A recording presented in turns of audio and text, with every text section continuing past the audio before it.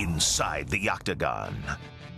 With much of the super fight debate between George St. Pierre and Anderson Silva focusing on GSP simply being too small to compete against the Spider, St. Pierre's nutrition coach Dr. John Berardi joined me on UFC Central Radio and stated, if need be, his client will have no issues when it comes to packing on the weight. I was with George not too long ago in Montreal, and we were talking about this, and you know, I called him aside and I just told him, look, if this fight happens, the weight thing is something you're not going to have to worry about. I'll just come up, we'll spend a week together, I'll show you what to do.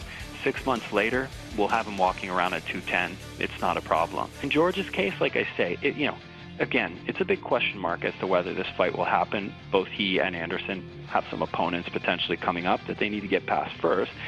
But if it were to happen, and George were to go up to 210-ish, I think the cut would be a bit easier.